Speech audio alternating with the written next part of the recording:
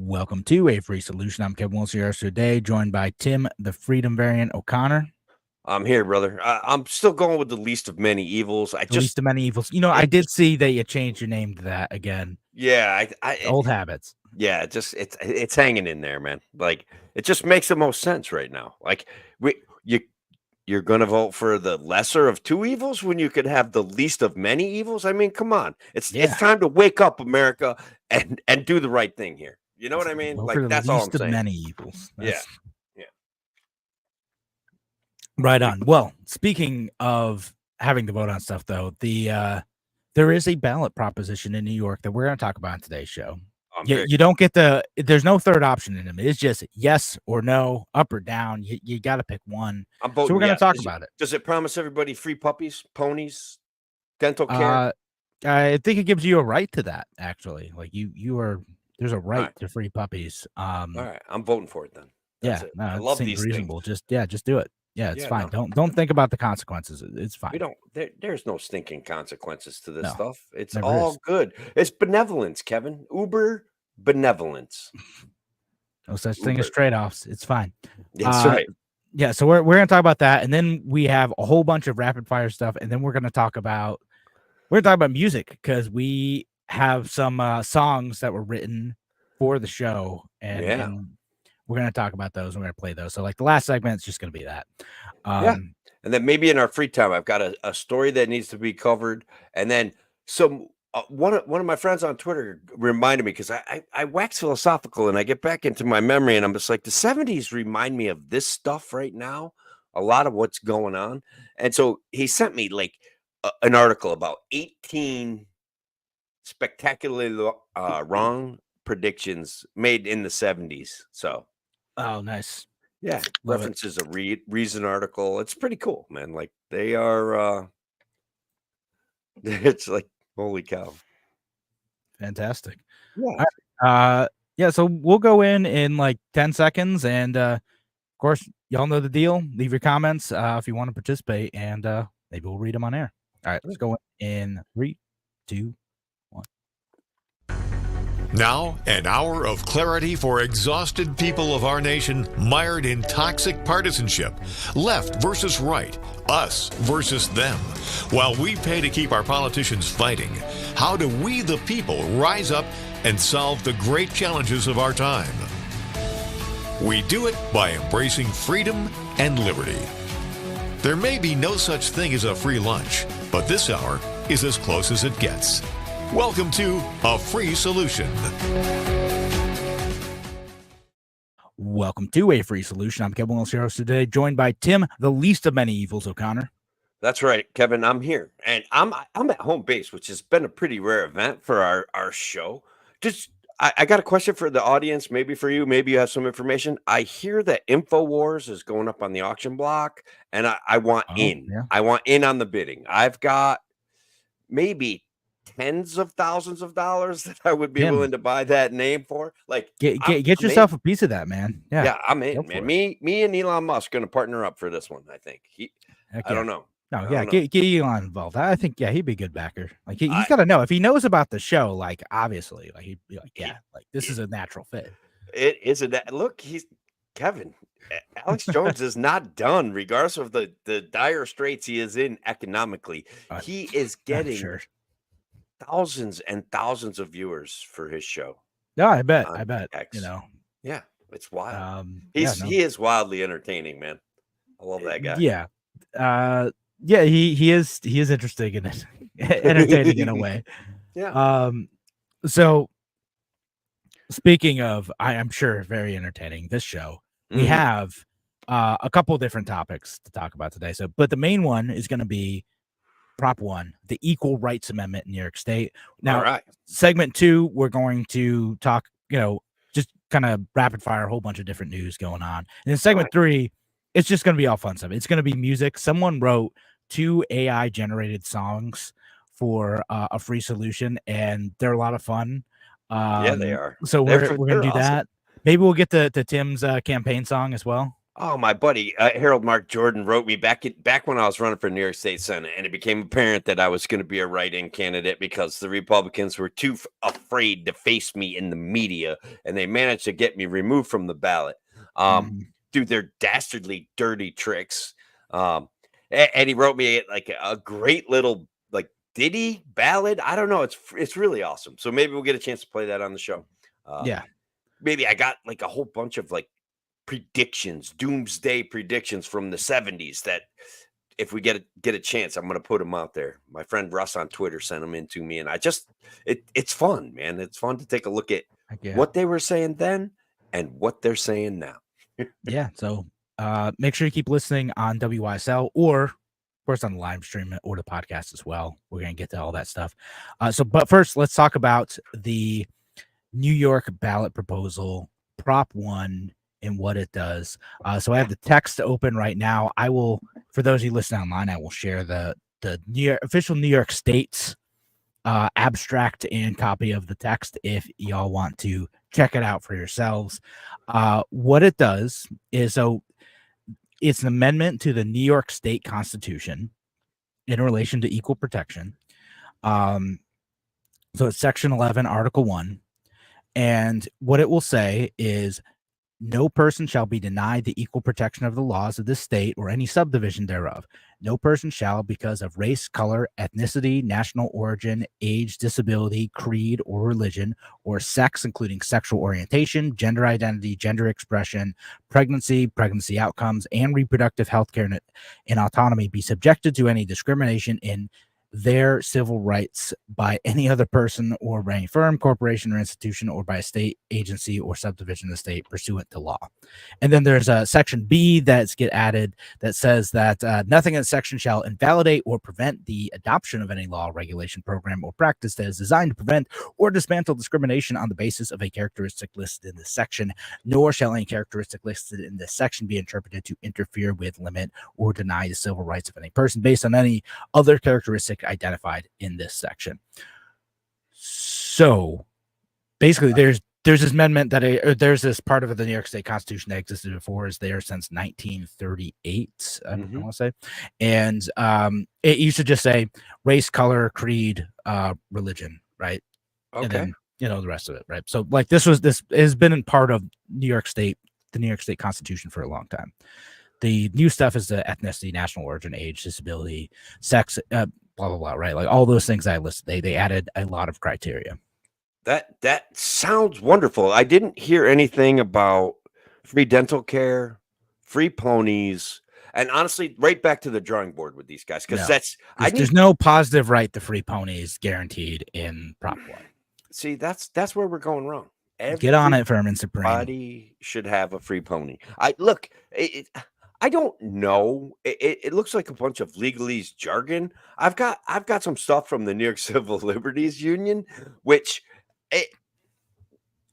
they are demanding a yes vote on Proposal 1, Kevin. They're big fans. So again, what let's talk about the pro side first. Like, what are the pro folks saying? Give them the NYCLU take. Okay, well, since Roe versus Wade was struck down by the Supreme Court, 21 states have either banned or restricted abortion care. There's a full-blown assault on trans people's rights, with hundreds of anti-trans bills introduced and many passed in state legislatures across the country just this year. We might like to think we're safe from these attacks here in New York, but the truth is there are dangerous loopholes in our state constitution that leave us vulnerable to the whims of politicians. So look, that gives you the tone of. I love how you put on the scary voice at parts. How that was a nice there? touch. Did I do all right? Yeah, no, it was great. Kevin, the NYCLU wants you to know in 2022, Lee Zeldin, a staunchly anti-abortion politician, came within 6 percentage points of becoming our governor. In-state legislator pro-choice leaders have controlled both chambers for 8 of the past 58. First of all, Kevin, and in the entire text that you read, I hear one word about abortion in there, so I don't know exactly. So, and actually someone brought up this question. Matthew says, what would pregnancy outcome mean? That's what they mean by abortion, that you can't discriminate based on pregnancy outcomes, and reproductive health care and autonomy. That's they basically that language is meant to protect people who are pregnant and want to, like, keep jobs and stuff, right? Like, which is already in civil rights law in New York State. And Yeah. also pregnancy outcomes, again, if you have a baby, don't have a baby, whatever, it doesn't matter. And reproductive health care and autonomy. Yeah, that's Okay. like any of those things. So all those things, you can't discriminate based on any of those conditions, which, to be clear, we're going to get into some of this later. Like, a lot of that stuff is already protected under existing law. This would not actually change any of that. There was Yeah. already protections for people who are pregnant, people who have children, and like certain things like protecting your job under certain circumstances, and Sure. protecting the right to abortion in New York State. I'm pretty sure New York State has, if we go with the terminology of liberal and conservative, New York State has the most liberal abortion laws in the country, as far as I understand it. And people seem completely unaware of that. Like, I don't know. So this would add what? A layer of immutability to current laws that they like. And Right. Yeah, it's basically it, is that if what the theory goes that by adding this language that protects reproductive health care and autonomy, meaning choice in this case. And again, let's set aside how anyone feels about abortion. Like, we're just talking about like what Sure. the argument is. The idea is that, like, if you wanted to, if a conservative legislature got in power and they took over and they passed anti-abortion laws, they would then have to go through the rigmarole of changing the New York State Constitution to repeal to make it like illegal to get an abortion after whatever period they decide, because that Constitution would change would supersede this. Even though there's the whole Section B, which is weird, which is like, we have all these protected classes unless we decide it's in the best interest of the state to not have protected classes. We can ignore this if we want. That's what Section B says. Oh, well, that's convenient. Because like, and that's like to me, like, by adding Section B, what they intended to do with Section B was like, oh, like sometimes you can discriminate based on race for things like affirmative action laws, or sex for things like minority preferred contracts for minority and women-owned businesses. So therefore, like, that doesn't conflict with this, even though we said that you can't discriminate based on sex or race. But in fact, you can. But if it's a program, a law, regulation, program, or practice that is designed to prevent or dismantle discrimination on the basis of characteristics listed in the section, then they can do that, right? Okay. So if you're a clever Republican person writing a pro-life law, they could just say, like, well, we're passing this law to dismantle discrimination based on some other characteristic in here, like pregnancy outcomes or age or like whatever, right? Like, well, yeah, sure. I mean, characteristics say like the fetus has a fundamental right as defined by the updated New York State Constitution, and since it is in conflict with these other rights, we're able to pass this law because there's a compelling interest to dismantle this discrimination, right? Like, all right, that's good. Look, now would that pass muster in course? I have no idea. So, but what you're doing is, I think, getting to the heart of the problem with this issue, with this law, with the new suspect classifications that they add to identity politics. It's a law based in identity politics, from my limited understanding of what that legal jargon means. And I want to be clear, like, I'm against it because it looks like it just adds this layer of gobbledygook to unclean kind of interpretations of existing law. So what do you I read another one. The Empire Center offered a pretty nice write-up about it that I thought was relatively unbiased.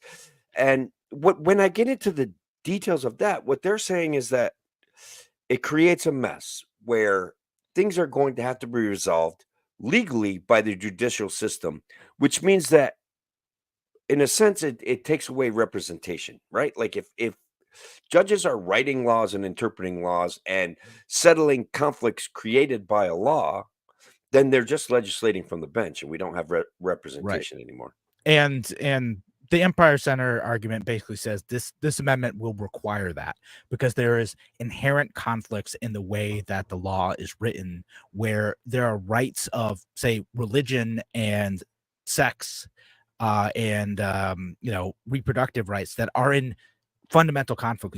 They can't both be right. Like, so that's, Right. That's like, what it's saying. It's can like you, everybody's right. Yay. yeah, Good like, luck with that. yeah, can you compel a religious organization to fund like reproductive health care in terms of abortion? Well, the Supreme Court says, like, no, you're not really supposed to do that. Right.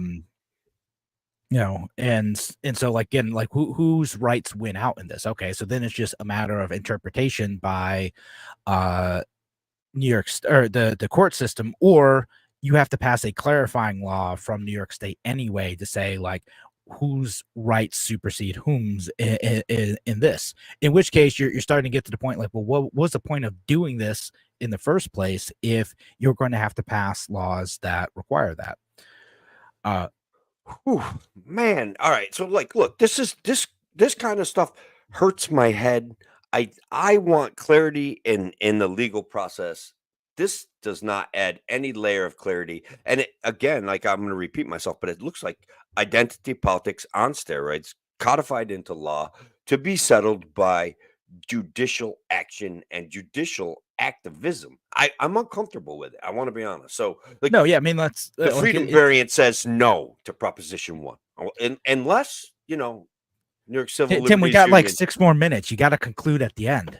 Oh, all right. Come Well, on, I come on. try to change my mind, Kevin. I don't know. No. Yeah, no, I get it. So I mean, like, so the I eventually let me, like, making my best case for this, which is Okay. like, let me try to steel man it a little bit. It's that All the adding these things are a reflection of the values that New York State wants to demonstrate to protect all classes of people in New York State. Yeah, And by doing confusion this, and irrationality. Go ahead. yeah, right. Sorry. Now, let's ignore the confusion and all that it creates, but the point is to protect like these classes of folks, and like, it's to protect, again, the right to abortion, to make it difficult if there is any temporary populist swing in the pro-life movement, to make it difficult for them to be able to pass a law to limit the right to abortion. And it's to protect by creating things like the category for gender expression. It's to protect the rights of trans people who may be discriminated against in the workplace, where there is no, in the New York State Constitution, there is in other New York State civil rights law, there's no explicit protection for trans identity. So that's the argument for, again, not necessarily trying to convince the WYSL audience, but that is the argument for, is that, like, these are classes of folks who are worth protecting, and that it's not enough to just assume that all of these classes of folks are protected either by the existing language of the New York State Constitution or things like the 14th Amendment that protect all people. Okay. So again, that's great, but how do we resolve that with clarity of legislation without getting into judicial activism? Right. So therein lies the conundrum for me. When activist judges create problems, and so it could go either way, right? Like, a clarifying thing could be like, all right, well, we've always ruled in favor of old white guys, so now we're going to rule in favor of old white guys. Like, it just can the go way the it other way is. too. Yeah, right. It could be either way. Yeah, and like, I think that's really how I start to come down on it too. Is just this is an amendment that is not, like, self-executing, meaning, like, it needs other legislation to back up and fulfill the implicit promises that it makes. So New York State legislature is still going to have to do work to add these protections in, like, explicit law, and parse out when there's going to be conflicts, because otherwise it's going to be up to the court, and the court just might, who knows what they're going to do, right? Like, it depends on, like, where it comes in. Right. So, like, it doesn't create clarity, and what it ends up doing is just virtue signaling without actually, like, adding any substantive protection for anyone. I want to go with my normal theory, and that on some level empowers activism, government, and feeds the beast that we know exists. That I mean, it feeds a bureaucracy. It feeds like a already overburdened judicial system. It feeds all of these things and collects more power to the so government. like in this case, I don't even know, like, unless like New York State was like, well, this is why, because of this amendment, we now need a more robust like human rights or civil rights division. Like, okay, sure, like they could do that. But honestly, I think it's mostly just going to be lucrative for lawyers, and maybe, you know, like there's some crossover there between the legislature and the legal Yeah, class. well, the Um, donor class is trial lawyers. You know what I yeah, mean? Like that in New York State, especially. They love this state.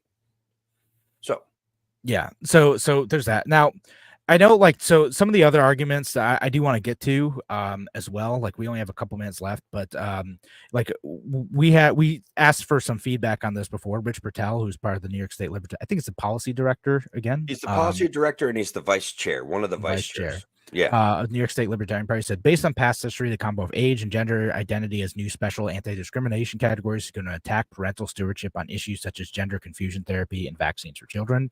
I really don't think that the government and moneyed interests have an overall better concern for the well-being of children than their own parents. fair enough.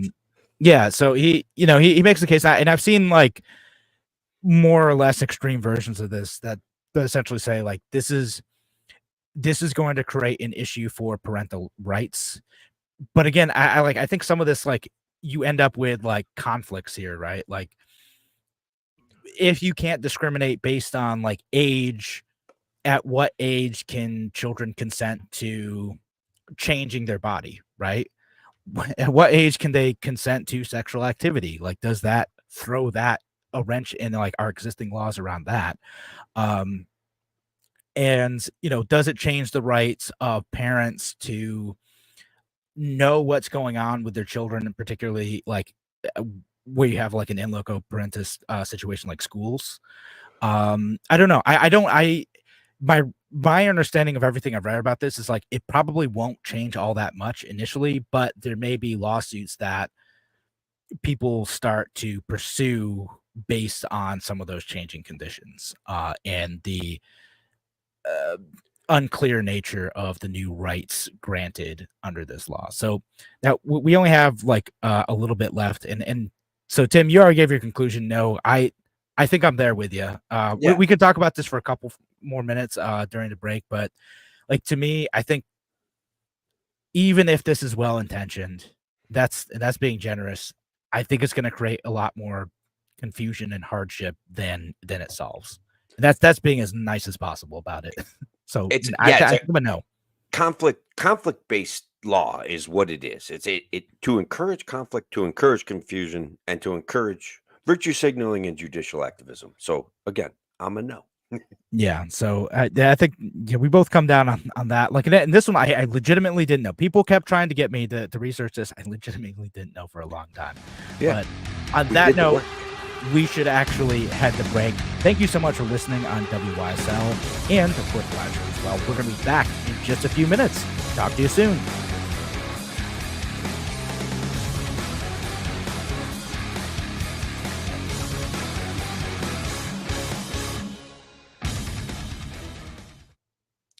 That right there is John big. Hannon says New York City Mayor Eric Adams arrested. Like, really? I'm gonna have to Google this now. No, I got it up. I saw it. I got it? it up. Yeah, New York City Mayor Eric Adams charged with federal crimes. Holy shit. Yeah. The moderate Democrats administration has been beset, and I'm referring to a Huffington Post article because that's what came up first. That's not normally a source I would go to for news, but maybe I would. The moderate Democrats administration, moderate Democrat, okay. Anyway, has been beset by federal investigations that have prompted an exodus of top officials, also charges against a number of his close associates. But federal prosecutors indicted New York City Mayor Eric Adams on Wednesday. They're citing a New York Times report, casting doubt on the moderate Democrats' future as chief executive of the country's largest city. The indictment is still sealed. The U.S. Department of Justice has been investigating whether Adams' 2021 mayoral campaign received illegal foreign donations from the Turkish government. All right, this is kind of wild. I don't know. We can do a little bit of it in the next segment, right? Well, was he actually arrested? He may have been just indicted. Let's just Indicted. see. Right. Charged, which doesn't mean he's been arrested. Okay. Yeah, because there's a Yeah, just there's a indicted. website. That's There's a what I'm saying. website that says, "Has Eric Adams been arrested?" And so they're tracking this. All right. And yeah, their update is Eric Adams has been federally indicted. All right. Now that I don't know, would that technically qualify as an arrest, or has he been brought in to face the indictment? Like, is he in jail right now? That's kind of wild. I don't think so. I have something else from him, guys. Like for during the radio show, it's pretty cool. Should we talk about the New York City former COVID czar Jay Varma fired after news of pandemic sex parties surface? Like, dude. All right. So is that what we're going to talk about during the radio show or after the radio show? I was feeling like it could get a little spicy, so I wasn't sure that my language would stay appropriate for the radio show, but I don't know. All right. We No, could do it we're for the going radio to save show. that for the after show. After the radio Okay. show, I think All we'll right. do that one. All right. So, we'll get back. We'll talk a little bit about this, and I mean, totally thrown off any other like conversation we're gonna have about Prop 1. Even though I think we mostly got it right. I think we got it. We got to the heart of it. I think it's a confusing thing. I think that again, we covered the issue of I covered my favorite issues where I see it creating conflict and unclarity in the law, and allowing for again judicial activism. I know I keep saying that word again, but like there's problems with judicial activism. We're supposed to provide them, legislatures are supposed to provide them with clear law for them to rule on. And if there's disagreements, the law should get tossed out, not affirmed by somebody sitting on a bench with no qualifications and that takes away our representation, even though we have very little representation in New York already. Yeah. So that's how I feel about that. Yeah. All right, and then that's where I'm at with that, man. We'll do Jay Varma after the show. All right, and then we're gonna do like round robin kind of blasting that stuff in the next segment, right? Yeah, we'll cover a few things in the next segment. And all right, I've got some good ones, man. I got a funny one. All right. So yeah, we'll go back in like 5 seconds.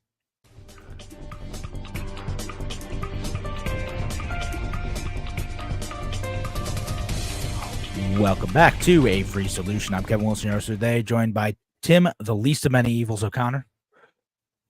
I'm here, Kevin. And look, I don't know that the radio show would have caught our little discussion, but New York City Mayor Eric Adams has been indicted under sealed federal charges that will be opened up probably around the time the show airs tomorrow. It's going to be pretty interesting. Yeah, no, it's going to be interesting. I'm curious to see where it goes. We ended up talking about this for a few minutes during the break, which is why WYSL audience, you got to make sure you subscribe to the podcast. Go find us because sometimes again, we love saving content for the radio show, of course, too. But like wild stuff happens during the breaks. Well, we bring our best stuff to the radio show, but we have some pretty interesting. That's during the parts of the show that are not going on the radio. You and I will tend to argue a little bit more. We'll talk about spicier subjects, and we've got a spicier subject for the after show that we can't. I don't know. Maybe we could talk about it on the radio, but we're going to save it for the after show. Yeah. But this round, this 20-minute segment is going to be loaded with fast moving stuff. Yeah. What do you think about that? Yeah, no, we're gonna hit a few stories quick. We got our 15 minutes segment, and then next one's gonna be like music. It's just gonna be gonna be a lot of fun. So Tim, do you want to go first? What you got? I will go first. 18 spectacularly wrong predictions made around the time of the first Earth Day in 1970. Guys, I'm an older guy. I'm approaching 60, Kevin, believe it or not. But we get into this moment of I look back at my childhood and I see some recurring themes, these doomsday scenarios. So I have 18 spectacularly wrong predictions made by the elite geniuses of the time. There was a Harvard biologist, George Wald, estimated that civilization will end within 15 or 30 years unless immediate action is taken against problems facing mankind. And he didn't really specify. This is a article that I picked up off of. It refers to a Reason article. It's by Mark J. Perry, who is a senior fellow emeritus at the American Enterprise Institute. He does refer to one of our favorite magazines, the Reason Crew, who writes some really good articles. So here, moving on to number 2, we are in an environmental crisis that threatens the survival of this nation and of the world as a suitable place for human habitation, wrote Washington University biologist Barry Commoner. Let's see. Population will inevitably and completely outstrip whatever small increases in food supplies we make. Paul Ehrlich, that's the author of The Population Bomb. He is just the Malthusian. He's the king of the Malthusians. Like, Yeah. Our current crop of Malthusians are just worship that dude. Yeah, no, like the degrowther types are they still talk about Paul Ehrlich as if he's like even remotely credible, even though like everything he predicted was just outlandishly wrong. Like, oh, the prices of like key minerals are going to go up. Nope, we got better at it. Like, we got better at like extracting materials. We got better at growing food. We got better at like, you know, finding new ways to live and generate energy. Humans are really good. They're really smart. That was one of the great points that Rush Limbaugh used to make is like, we're not in a time of scarcity. Human ingenuity is the greatest force on the planet. It will come up with new things. Like you and I joke or talk about like micro nuclear reactors that could be mounted on a truck and take power out into the middle of the wilderness. Like, if we can put it in a sub, we can find a way to put it in a truck, and that's a reality. Okay, legalize it. Yeah, just legalize nuclear power, man. You know, actually, like I'll use this to kind of segue into some of the stuff that you know, I've been seeing lately. Like Microsoft and Amazon are looking at spinning up nuclear power plants, including 3 Mile Island. Microsoft is contracted with 3 Mile Island, which had been closed the last few years. It just because of like the nature, not because of the accident at 3 Mile Island. Which I love all the headlines. They're like worst accident in U.S. history, where like, okay, but when you look into it, like no one was actually killed or even injured in that situation. It was like almost a meltdown, but like they did everything right and they fixed it. Right. And they're starting to back up. So because Microsoft is trying to generate use a bunch of energy for their AI solutions, they're contracting nuclear power plants. Amazon's doing the same thing. It looks like Apple might be following suit too. So I'm curious if some of the California plants might turn back up. Same with like some of the New York plants that close. Like, be great if they could get Indian Point to open up again. Yeah, well, now Kevin, I want to be clear. Now that I know that Amazon and Bill Gates are involved in nuclear power, I hate it. Now you're against it. Just flip a switch. You're like, you know what? Just forget it. I don't want anything to do with it. It is the most dangerous thing. Such a contrarian. Not in my backyard. These psychopaths to power AI. Like, listen, we're gonna be living in the Matrix if we aren't already. Living in the Matrix is going to require a lot of power. Okay, you know. That's what only nuclear power can do it. Oh well, yeah. All right, fair enough. So now Tim's like, nope. Now I'm a degrowther. Now it's just like I'm done. I'm done. Return. Just all right. Go back. Did you related? Did you see like the some of the degrowther tweets going around this week where they're like, yeah, you know what? Like we should go back to like communal laundry where we're all like washing in like a communal like basin. And you know what? That will replace. You won't have to go to the gym anymore because it's going to be such hard work that will count as your exercise. Yeah, I saw some of that stuff. It's like I try to skip right past it because it freaks me out and makes me angry. So, just a couple things, like those 18 things were pretty repetitive of a climate doomsday scenario. I want you guys to know what us people were facing, us children growing up in the 70s, especially the early 70s. We were terrorized with these things. Ecologist Kenneth Watt declared by the year 2000, if present trends continue, we will be using up crude oil at such a rate that there won't be any more crude oil.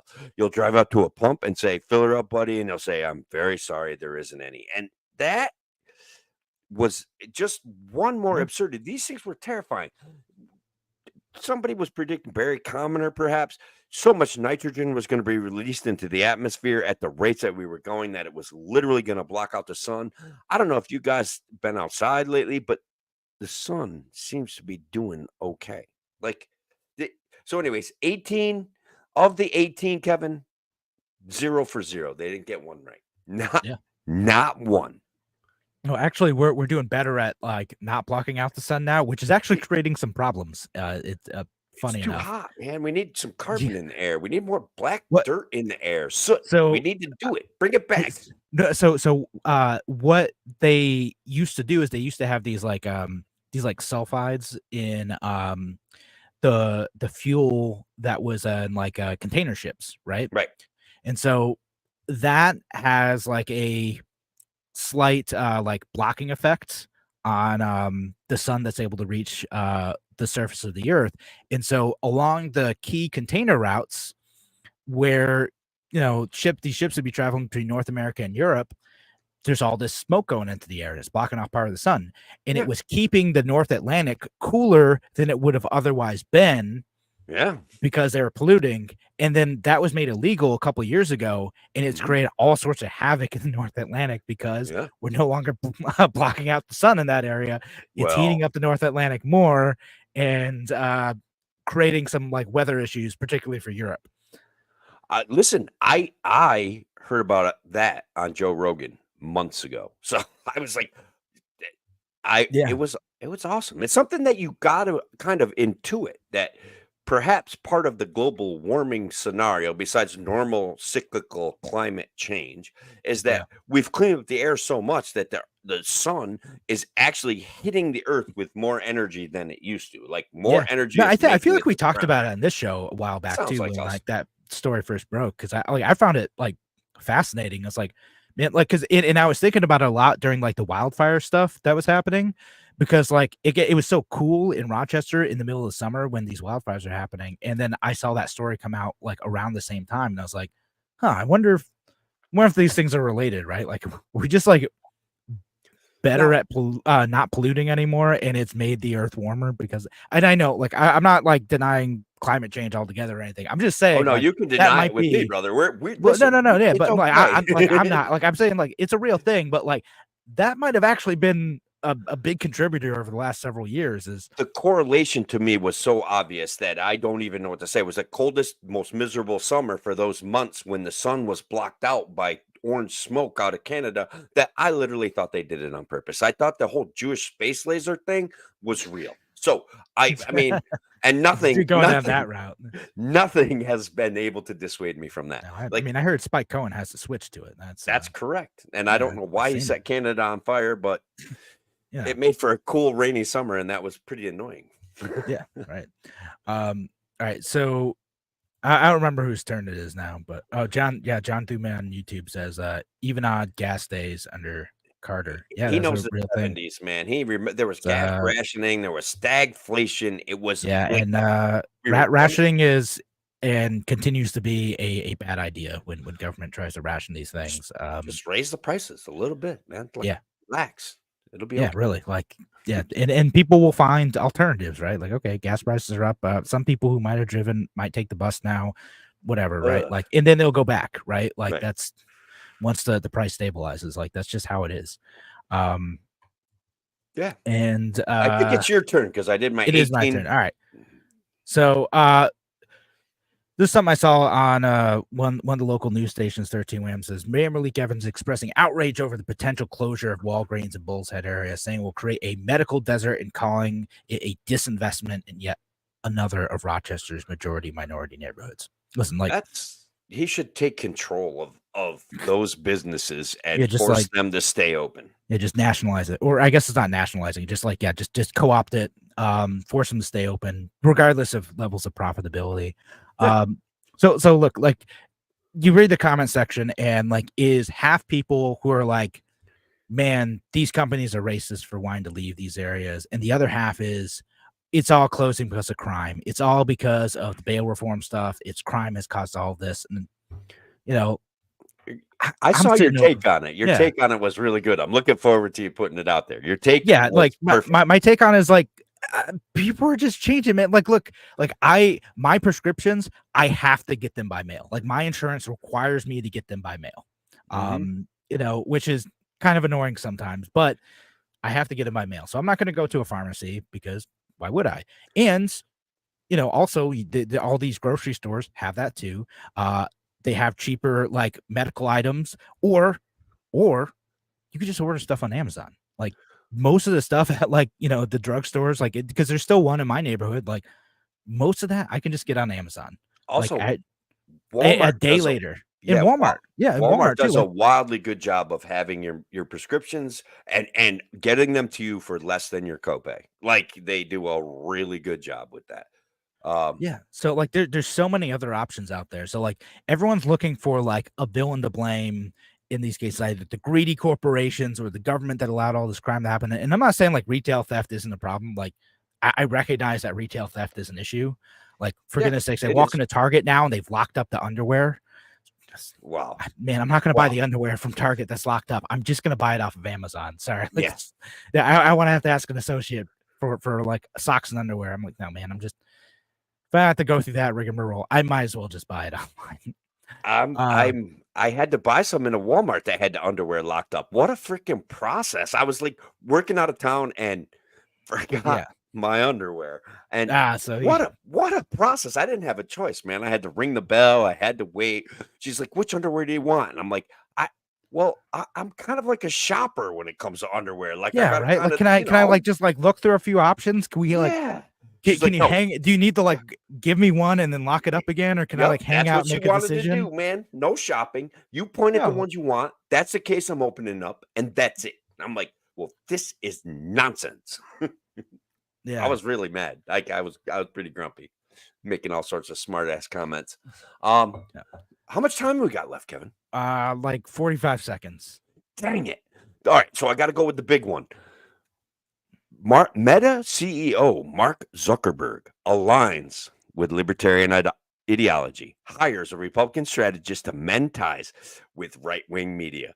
That's a report. He's like, I might be a classical liberal. I'm kind of a libertarian. I want a lot less government interference.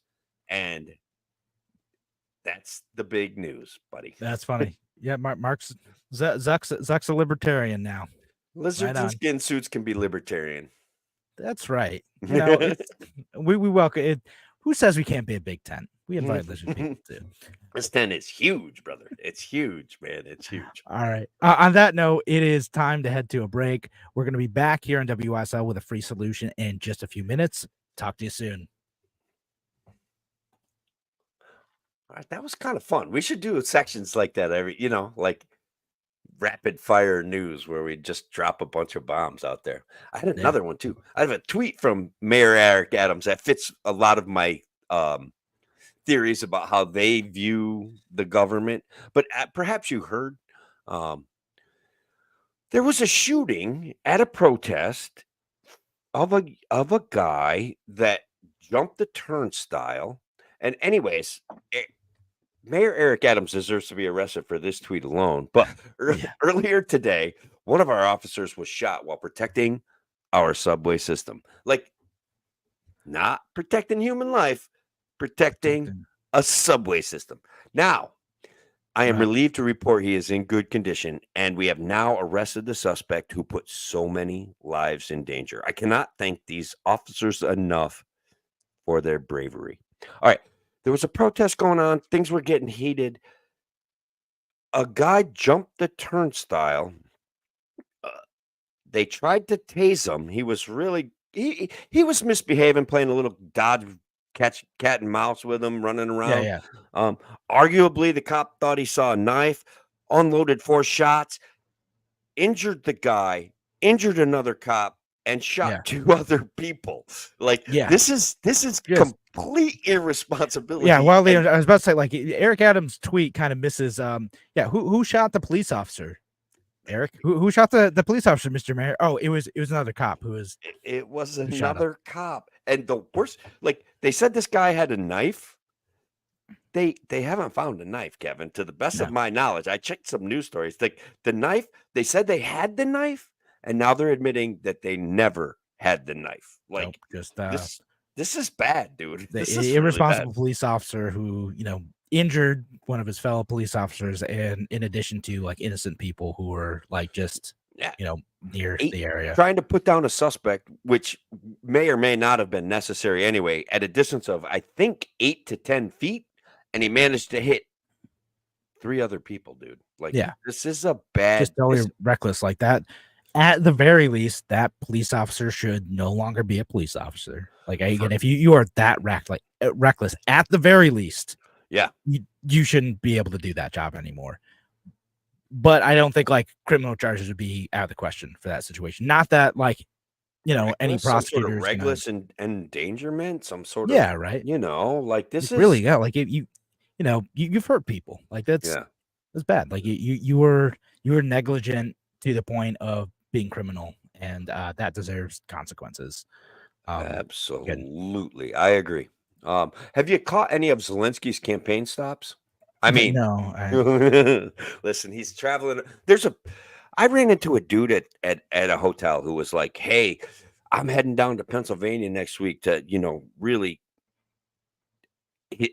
And look, you're having conversations with guys outside when you're smoking a cigarette, and they're like, "Hey, I don't want to know. I don't really like talking politics," and the next thing that's going to be coming out of their mouth is about politics. All right. So this guy wanted to tell me that he's a big Kamala Harris supporter and that he's heading down to Pennsylvania for 4 weeks on the weekends to help convince people to vote for Kamala Harris. And so coincidentally, Zelensky flies in, tours munition factories in Pennsylvania, signing bombs and making a speech at the UN. Like, this is an absurdity. Like, they may have technically skirted the illegality of having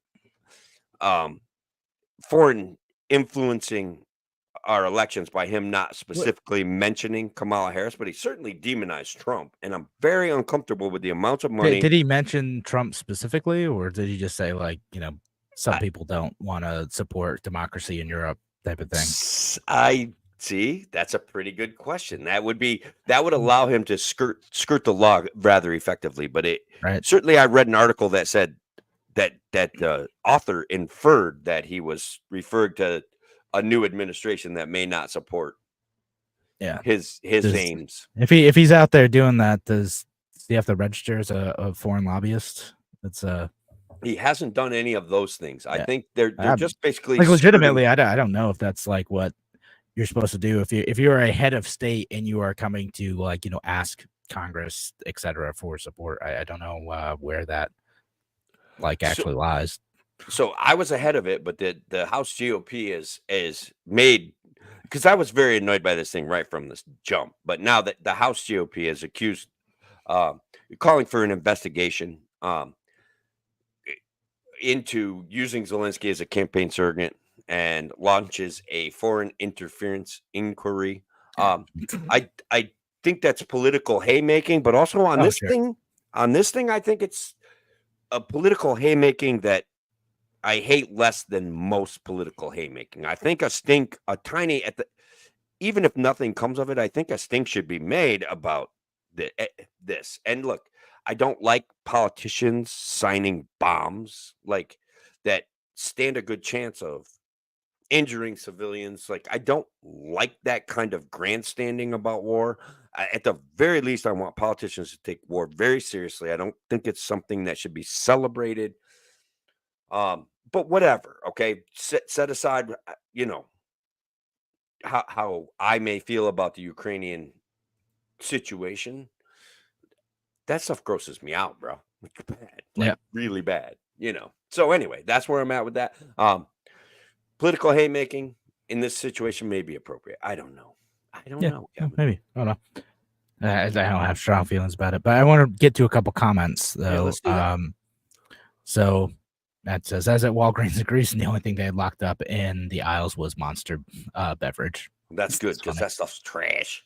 That's funny. I saw that at like they had a weird like control thing at Target where it wasn't locked up, but it was behind these like weird little things that made it difficult to take out more than one at a time, which Yeah. I guess is like so you can't just like sweep your arm over the shelf and like take a bunch and run out the store. Knock it into a garbage bag and run. Because Yeah, they have that with the detergent too, like a laundry detergent. Yeah. Like Makes it's sense. kind of a pain to take out more than one at a time. In my little rural part of, slice of heaven, we don't have anything like that. Yeah, it's just they were on the court Target, started doing that. It's bugging Alright. me. They must have an issue with retail theft. I mean, half the time I go there anyway, we're just doing like the takeout, not takeout, but like the pickup with apps anyway. Yeah, That's where grocery stores are heading. Like to the extent they're still going to exist in the they future. literally haul your groceries to the car. Like, Yeah. my wife's like, "Hey, do you want to go to Walmart with me?" And I'm like, "Oh hell no! Oh hell no, I don't." She's like, "Oh, it won't be that bad. Don't worry about it." And we go and we park, and she sends a little text, and the next thing you know, somebody's right there giving us bags of stuff, and I'm Yeah, like, with kids, it's great. "What?" Like I don't have to take my like Yeah. screaming toddler into a store who's gonna be mad that I won't let him buy the tractor. That's on display there. Stuff like that, right? Like, okay. Yeah. It No. was kind of awesome. We just did it yesterday, as a matter of fact. I'm like, this is so easy. Like, the Matrix is gonna rule. Yeah. It's gonna be great. That's why all those nuclear power plants are going towards them. That fine. Um, All right. and our guy Zuck's on board too. I told it. We talked about this a few weeks ago. Shelley on YouTube says the man who murdered the First Amendment calls himself a libertarian. That's news. Now listen, I He think did? Zuck's turned a new leaf. He's turned Like- a new leaf. Yeah. We talked about with mea culpa with the whole fake news stories in 2020. He's like, you know what, Yeah. we were wrong. We shouldn't have listened to the government, and if it happened again, like we're not going to do it. Sure. Look, it's hard for me to take him seriously because he did it. We look, the Otsego County Libertarian Party had the biggest Libertarian Party page in New York State, and it was all based on posting hilarious memes. But that still gave us a platform to invite people to meetings and stuff like that, and it gave us traffic, right? And so it got so bad. Like every day, I'm like, all right, you got to take me off as an administrator on this page because you guys we're getting killed here. And so they did. And luckily then they shut our page right down. And we had like 1,800 followers that were active on the page. So we could have political discussions on that page that were relevant, poignant, and I could use it as a piece of an opportunity to share stuff that I was doing to campaign. We were participating with Divide New York. Like these are things that we were reaching people on Facebook with, and he shut that stuff down. So I've made like allusions to we weren't censored, but it kind of destroyed the fun of what the Libertarian Party of Otsego County was doing. And it took away a lot of our energy. And so Zook, I think you owe us a donation. That's the only way to resolve. I mean, like that's the only way. The granddaddy of the show, like Andrew Hollister too. Also, like Shelley's pointing out, like she had her Facebook taken away. Andrew Hollister, his show Facebook profile got taken away too. Yeah, just no explanation, no appeal. Just you did something wrong. He never said anything that bad. Like he was pro 2A. One time I heard him talk about guns, and it wasn't even like nutty. It was just like gun talk, and I'm like, that was nonsense. Yeah. So anyway, we should probably get back to the actual show. Get on with that. So we'll get back in like 10 seconds, and we're gonna play some music. That's what we're gonna do. All right. So. Go.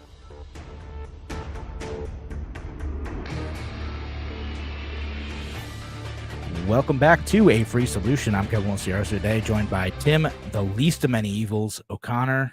I am here, brother. I am here. And so this last section, like we've had great interactions with people leaving us comments. We've had great conversations with people that we've brought on the show.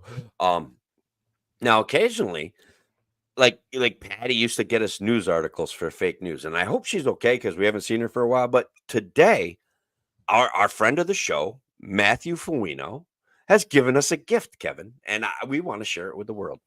Yeah. So Matthew made 2 songs. They're with the help of AI, but like there's some cool technology out there where you can make like quick, fun songs. And they're still a little bit they're a little bit rough. So like there's some opportunities for refinement, but like I think it's a pretty good like take on the show. And so we're just gonna play both of them in full. Leave your comments. If you're on WYSL, come find this video, leave a comment, let us know what you think. I think they're fun, so I'm gonna start playing one of them now. Let's see. In the airwaves, hear the sound. Tim and Kevin, freedom bound. On WYSL, 1040 strong. Pro-libertarian voices where they belong. On Facebook, YouTube, and X, they ride, taking truth on a fearless stride. Tim the freedom variant leads the way, challenging the norms day by day. Day by day. Don't trust the mass media's games. They're spinning stories, stoking flames. A free solution is the call. Standing tall, we won't fall.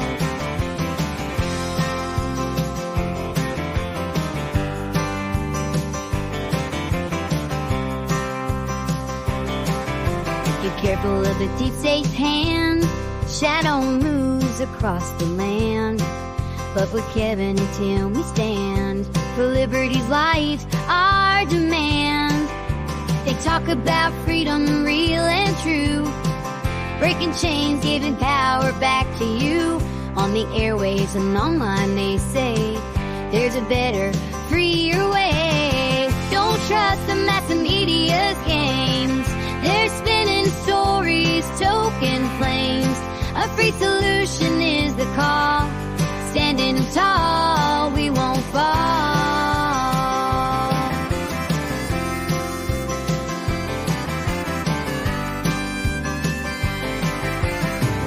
From the airwaves to the screens, breaking through with radical dreams. Tune in now, take a stand for a free and liberated land. Don't trust the mass media's games. They're spinning stories, token flames. A free solution is the call. Standing tall, we won't fall.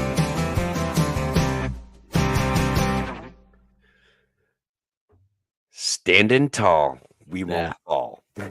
It's a lot of fun. I got a huge kick out of that, and I don't know. I thought it was fun. Honestly, it gives me, what is it, the dopamine rush? Like that was absolutely awesome. Matthew, thank you for taking the time to get that, whatever magic you worked there, brother. It was amazing. It is amazing. We're gonna play it every show. Yeah, no, we're gonna have to find ways to play this thing. But UDO is one of the tools he used to create it. But no, it's a lot of fun. So Tim, how about this? We'll there's another song in here as well. But Tim, let's play your campaign song.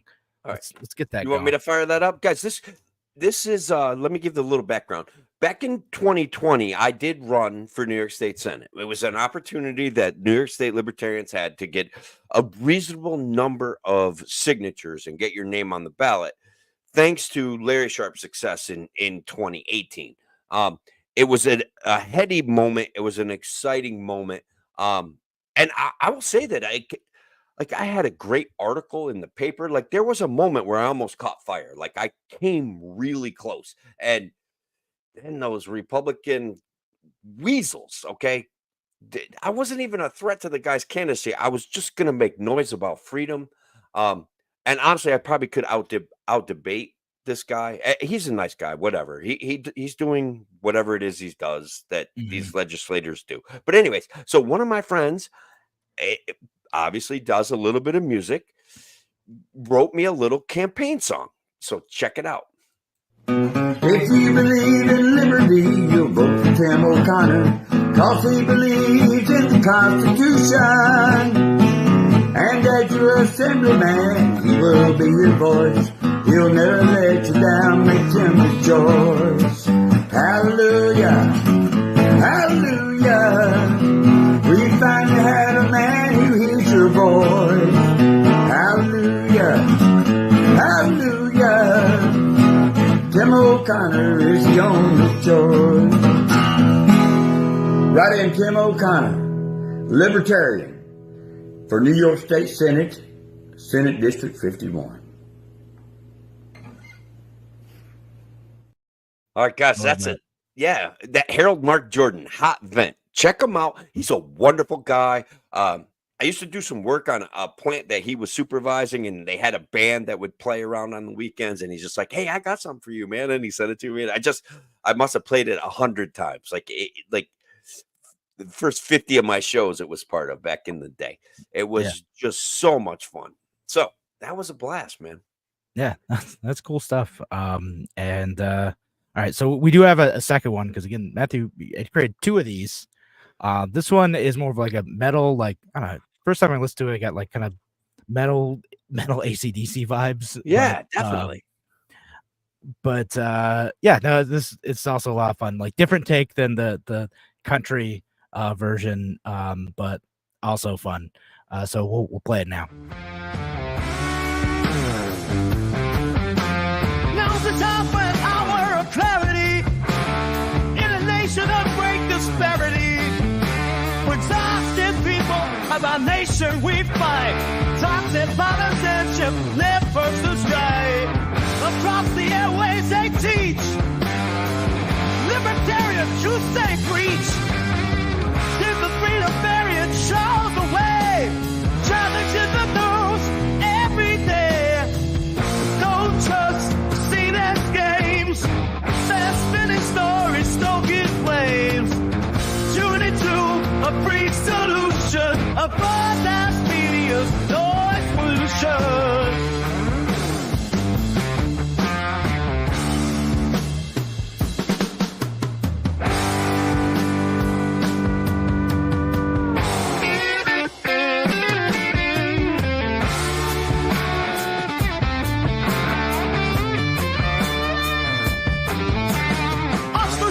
Politicians keep fighting. Don't despair, freedom's message they're writing. Rise up and solve the challenge of our time. With Kevin and Tim up that hill we climb. They talk about freedom, real and true. Short them life, giving a voice to you. On the airwaves and online they say, there's a far freer way.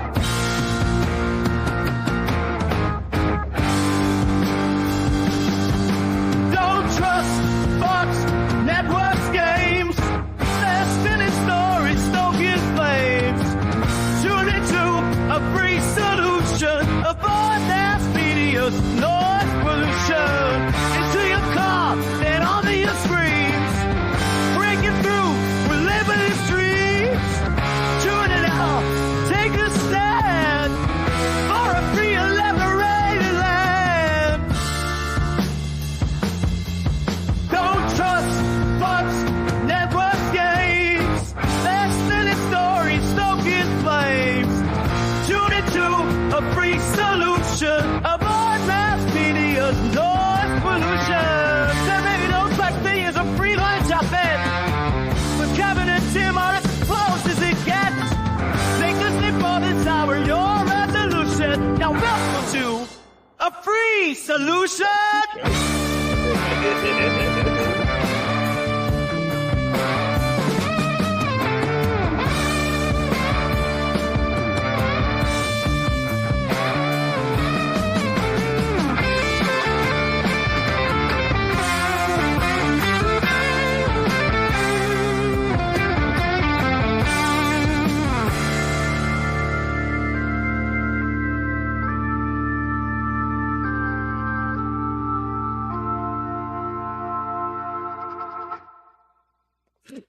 That's great.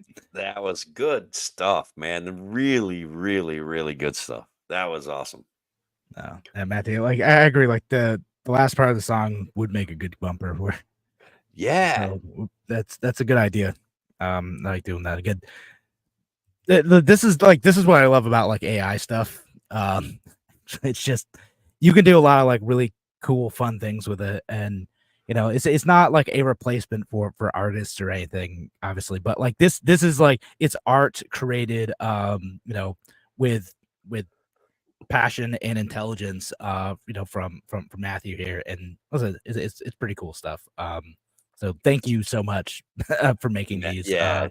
They're a lot of fun, and thank you for making these so we could share them with folks out on WYSL and listening online too. Yeah, Matthew, thank you very much. Those were great. Like dopamine doesn't describe it. It gave me a great feeling to know that you put some thought, you put some effort. And man, I just love them both. I love them both. It's good Yeah. stuff. So All right. Anyway, Kevin, how much time do we have left for the We regular show? have 3.5 minutes. All right, so this is perfect. I do want to turn, if you don't mind, if everybody doesn't mind, I have something that I want to bring up that I feel very strongly about, that the state has. I already feel like the state has too much power. Okay, but just this past yesterday, I believe, September 24th at 6:10 p.m., Marcellus Williams was put to death by the state of Oklahoma. Now, regardless of his guilt or innocence, the freedom variant, the least of many evils, abhors the death penalty. I've Yeah. always had strong feelings about it. There was a time when I was a conservative that I tried to understand this idea of deterrence, that somehow the threat of death, being stuffed in a cage for your entire life, would be more of a deterrent. I don't buy it. I don't want the government to have that power, including I don't want the government to be able to drone strike purported terrorists. I don't want them to have any of that power. American citizens, people of the world, have rights to due process. There's Yeah. no and need to execute people. There's none. and like to be clear with the Marcellus Willis case too, is that there was some evidence that might at least have like thrown his guilt into doubt, right? Like enough to like stay a punishment of death, which you cannot reverse. Yeah. And There was yeah, no DNA linking him to the crime. He apparently wasn't a good dude, a moral, upright, upstanding citizen. He'd been in trouble for other things in the past. That doesn't matter to me. All right. Whatever your take on him as a human being is irrelevant. When you advocate for the state to have the power to put people to death, that it's irreversible, it's inconsolable, and it doesn't deter anything. Okay, it's not going to change someone's behavior. It's yeah, abhorrent. So anyway, no, that's that. no, He can be no, a bad guy. Still don't want him dead at the hands. yeah, of right, exactly. Yeah, I'm with you on that. I used to be really like pro death penalty, but now I've seen particularly so many cases like this where it's that the person might not have done it. There's enough doubt to at least say like, hey, maybe we don't make a decision that we can't like take back or rectify in any way. And in this case, like at the very least, that's the consequentialist argument. Like there's a moral argument too that the state shouldn't be in the business of killing anybody except for in self-defense. But Sure. And that's the argument I'm making. Like, yeah, you can say what you want about the guy. Perhaps he was innocent. Perhaps the evidence was poor. Okay. But more important than that, to me, we don't want the government to have that power ever. Well, on that note, though, we are out of time now for a free solution. Thanks again for joining us here on WISL for a free solution. We'll be back next week. Have a good night.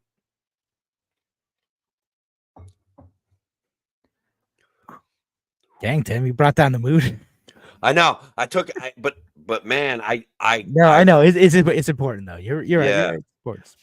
And I want our conservative friends at WSL that like us and like our show to know that when you're advocating for the death penalty, sure, the person can be abhorrent. I understand that. But when we grant that power to the state, regardless, it's immoral. It's too much violence. There's no such thing as deterrence when the alternative is you're going to spend your life in a cage. Like there's no deterrent alternative. Death is not an alternative to that. Like arguably I'll make the case that it's more punitive to be in jail for the rest of your life, forever and ever, than it is to be put to death. Like even if you are guilty. So that's a power that I want to stand against, Kevin.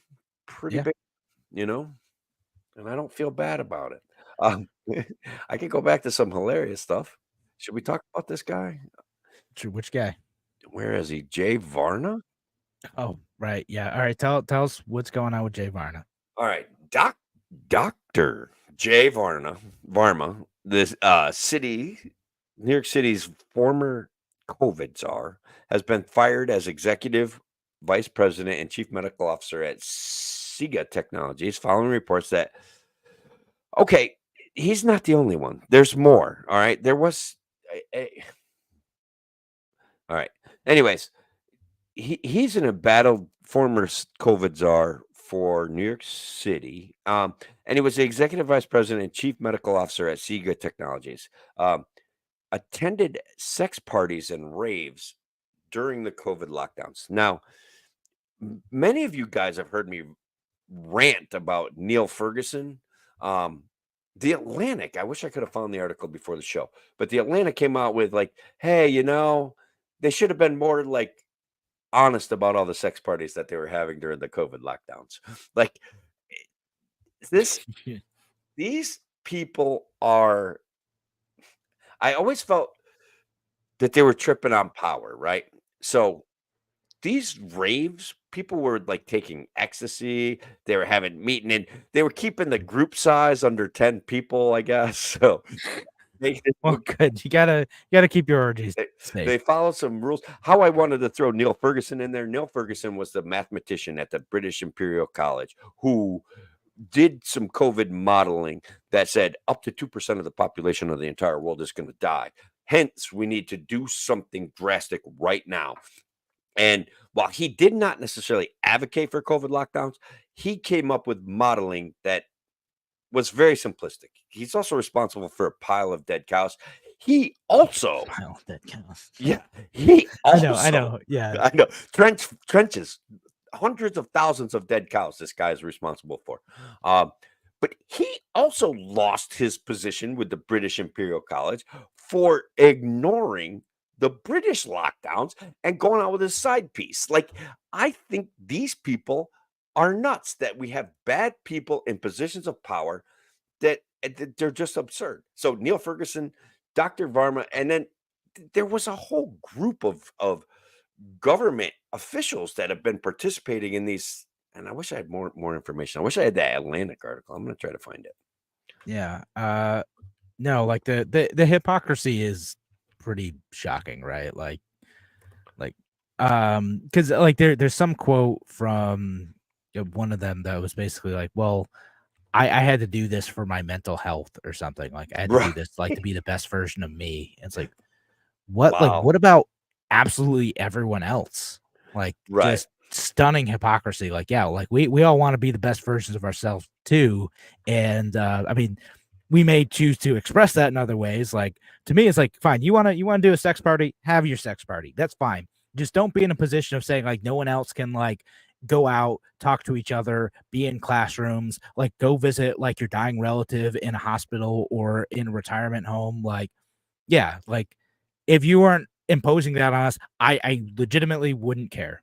Right. Like, I mean, like, I know there's some of the stuff like if Diddy was also just, allegedly having like his freak offs and like no one was getting hurt by it, whatever, that's fine. Now, if people were getting hurt, minors getting hurt, so I'm like, okay, that's different. That's different. Yeah. But if it's all consensual adults, go nuts. I don't care. It doesn't bother me. Doesn't matter. But like, if you're in a position of power and you're doing that type of stuff while telling the rest of us that like we can't see our loved ones for Thanksgiving, no, you suck. Right. Like, or go to a religious service or anything, exactly. Right. No, for that, like for those type of folks, for the people who like aren't even willing to apologize for their hypocrisy, especially like.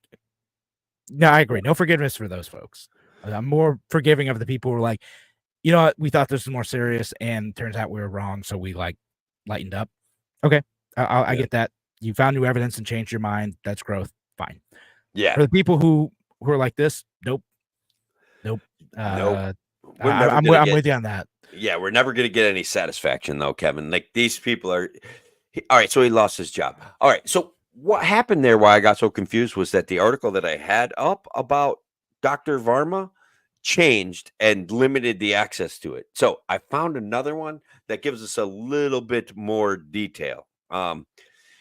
This guy was like Bill de Blasio's right-hand man, and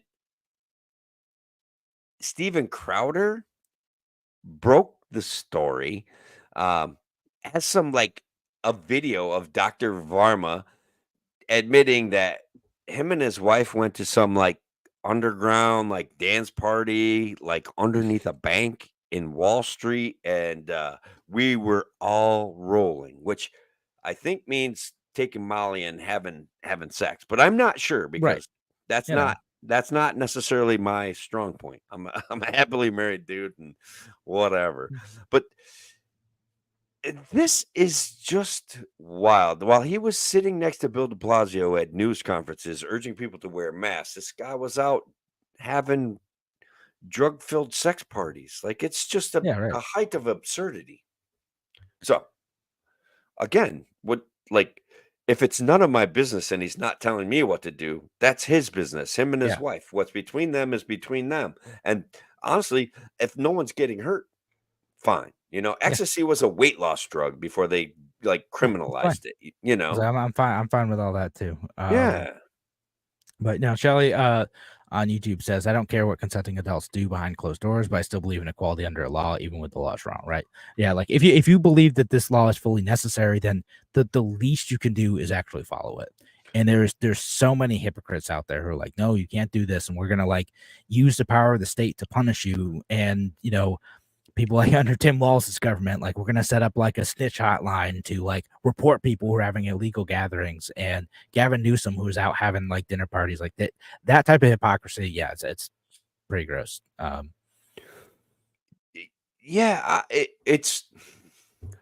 It's frustrating because we're never going to be able to hold these people accountable for their hypocrisy. Like, people don't want to think about it. Like 2020 and 2021 is a black hole. Like, we thinking about that stuff is hard. Like, we're on to new things now. Yeah, that ghoul Bill de Blasio and his wife dancing on New Year's Eve, practically alone in Times Square, was absurd. I had to watch it like I was watching a train wreck, and 50,000 people were bleeding out from the cars. Like, I was just like, I can't believe that this guy is doing this. And then they were wearing masks and doing some sort of tango. And I was just like, this is absurd. This is absurd. Like, anyways, I'm still not over it. I think more people I want more people to remain angry over it, but there's no way to get justice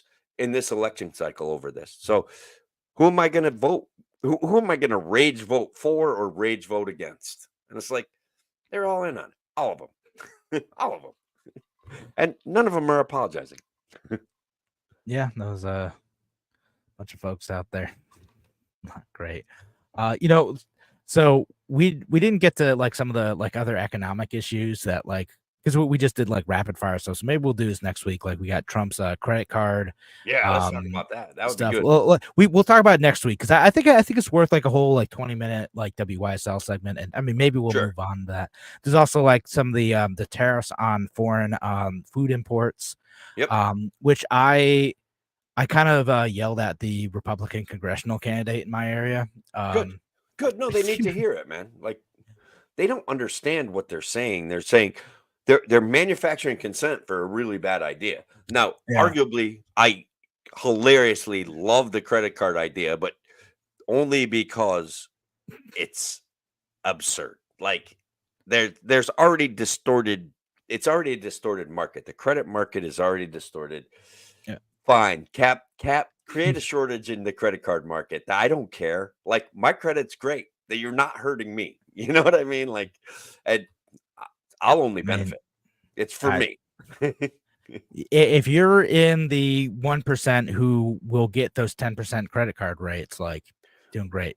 Yeah. No, I probably would. Yeah. I'm not kidding. Like I pay, well, my wife screws up my credit a little bit because she's a financial anarchist, but my credit is wildly good because I don't overconsume. I pay my bills. Yeah. I mean, That kind of thing. yeah, maybe my credit would be fine too, but I don't know. Like, I even know like if we would qualify even with like our fairly good credit score. But what like we'll talk about that next week. I think that's Sure. worth a whole show. I But agree. what I said to like, so I was talking to that congressional Oh, candidate yeah. because Yeah, I was over there. It was at like a festival in North Winton Village in Rochester, and there's a Republican booth, and I saw Fred Marcus Williams there, who you've Love that interacted guy. with Yeah, on he's a good Twitter. guy. Yeah. He's interesting. I love I disagree with him so much, but I like talking to the guy. Yeah, well, he's a great conversationalist. I saw him on your show. I Yeah, enjoy him on Twitter. He's been on a few times. So he was out there talking to folks. He's running for assembly against Desmond Meeks, whatever his name is over here. And then the congressional candidate was there. His name is Greg something. But I asked him like, what are your most important issues and everything. And he told me like immigration and like the economy, whatever. Stuff you love. All right. Beautiful. Yeah, and safety. And like, so we started talking about some like the economic stuff because he was talking about like inflation and everything. I was like, well, if you're worried about like the price of food in grocery stores, like, do you support President Trump's tariff on the importation of foreign food? And he's like, yeah, absolutely. We got to protect American farmers. I'm like, bro, I don't care about big agribusinesses. Like, I want my grocery bill to be lower. Like, you are making things more expensive for me and my boys and my wife, like, and for all the constituents. If you were to actually get elected, he's not going to get elected. But if you actually get elected, you're promising me you're going to raise my grocery bill. Like, how do you look me in the eye and say you're going to make my life more expensive?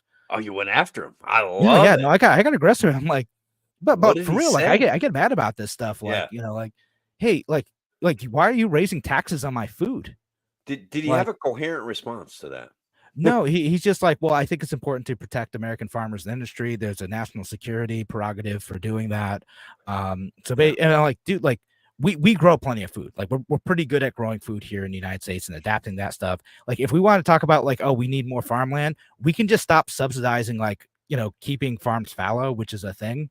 It is a thing. It is a thing. It's right. Like if we needed more food, like we just like, hey, we're gonna pull these subsidies, and they're like, okay, guess this land's got to go back into productive use. Guess we've got to grow stuff. Sorry. Yeah, like that's literally all we'd have to do. Like farmers are gonna be mad about it, but like if there's a national security prerogative because we can't import rice from overseas or something, like. Yeah, people will find ways to grow food here in the United States. It's like, no, like we just don't have the infrastructure. I'm like, no, man, people are really adaptable. Like, I believe in capitalism. He's like, well, I believe in capitalism, but like sometimes the government needs to intervene. Like, oh man, sounds like commie stuff to me.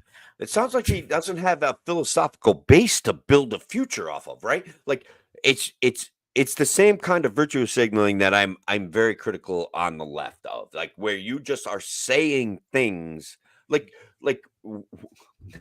I Patch McCain is a famous one for just saying things about, oh, I had to support the national security, the revitalization of the Spying Act because it helps protect us from Mexican cartels and it'll help us prosecute fentanyl smugglers. And it's like, none of that makes any sense. Do you know that doesn't make sense, or do you actually believe this and you're saying it? Like, what is wrong with you? And like, I think Massey called him out and said, like, I was in that intelligence briefing that he referred to.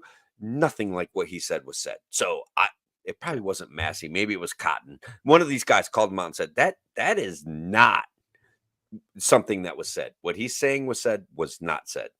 So happens all the time. But yeah, couldn't remember the guy's name. Greg Sadwick is the congressional candidate's name. His slogan is not Greg. left, not right, forward. So I don't think I don't think he's a bad guy, but like to your point, I don't think he has like any ideological like base at all. Like he's just correct. He's just going with whatever like seems trendy in the Republican movement, trying to aim for like moderates. Right. And Good luck like with yeah, we that. talked about that and immigration and stuff. Same, you know. So I mean, like, you know how I feel about immigration, so and you can imagine I Sure. felt differently. Yeah. Yeah. That probably was now. The question would be: Did you bypass that part of the conversation, or did you go after him on that? No, I said that too. I was like, you know, because basically he's like, well, you know, we don't have control of the border. And it's like, okay, like, well, let's start where we can agree, which is like, yeah, the border is chaotic, Yeah. and there are two things that need to happen, I think, to fix that. One is like we need to make it easier for people to just like have a clear legal path to get here. We don't have that now. The clearest path for people to get here and stay here is to cross the border and claim asylum, and that's creating an untenable situation. Right. And it's Fair like, enough. yeah, but like we can't do that because there's too many people coming over, and we can't. Like, well, Congress could have had a bill that they could have passed to like fund like more judges so that they could clean that up, and then Trump chose not to do it. He's like, well, you know, I'm not Trump. Like, I'll vote my own way, but like I wouldn't support that either. Blah blah blah. I'm like, look, man, that was like a pretty. I was okay with that compromise. Like, if you want to get serious about fixing that problem, like that's an area where there does need to be funding to fix the emergency situation. Like, make a clear path, fund judges so that you can clear up the backlog, and then like disincentivize people just crossing the border and claiming asylum. Like, Yeah, I'm with you. Like the disincentivizing it is fine, but what we have is like human rights abuses going on right now. People that did come here legally go home to renew their visas and they can't come back. Yeah. And it's That's absurd. All right, that's Yeah. absurd. Okay, they've been here for years. They know how their machines run. They're major contributors to the places that they work, and they can't stay. And it's nonsense. All right, like Yeah. it's a human rights abuse. Like. Anyway, you and I No, I have mean, some and there's a differing ton of views people in on, that, like, on you get border, but we yeah, have 'cause very similar views on human beings. So, like, that's that. You know, we agree there. Like, stop treating them like slaves, man. Stop doing it. It's wrong. yeah. No, yeah, it's messed up. But I don't know. Yeah, I don't have much hope for too many of my local election options. No, probably. I have no idea who I'm gonna vote for on the congressional side. I think I wrote myself in last too, but Do it. yeah. mean- Not that I'm like running or anything. I'm not doing that. Right. But I don't know. And actually that I wanted to get to this comment from Matthew, who says thoughts on voting third party to get to 5%. And I'm writing in Chase Oliver. I've said that he's a candidate. I agree most with the views. I really doubt he's going to get 5%. I'd love to see it happen, but like I think there's so little name recognition in New York. Mm-hmm. I mean, like, do it. Like, you should vote for him. It'd be great, but I don't have much hope that we're going to pass that threshold this time. No, It's just, I do think that if I vote, I will write in Chase Oliver. He tweets things. Perhaps he should tweet less. I don't know. Something, man. That's like, but I don't know. Some of his tweets are good. Some of his tweets are excellent. Some of his tweets are like, I'm like, who are you talking to? Are you talking to human beings? Like I don't know what. Like nobody's interested. Like that.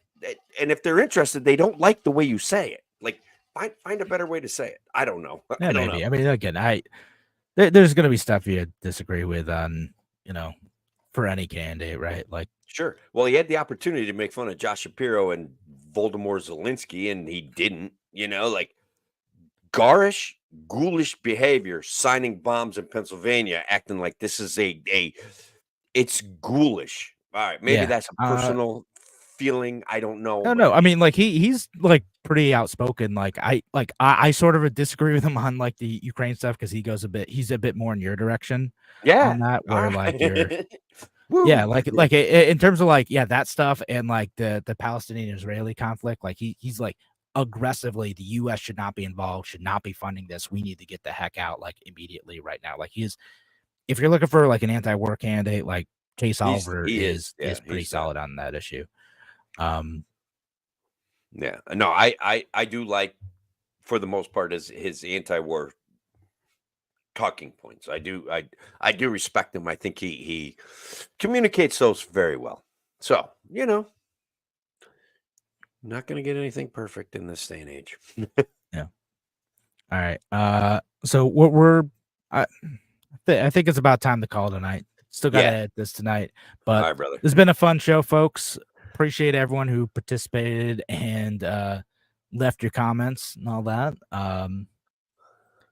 Twelly, Utah, my buddy Jared. Unintended consequences of building a new government machine. The machine will never go away. It's just the machine exists. It's major. It lives on its own. The blob, Schellenberger says. It's even worse than a blob, though. It's got goals and aims, and it seeks to devour everything. It's a mind of its own. It does, brother. It does. All right.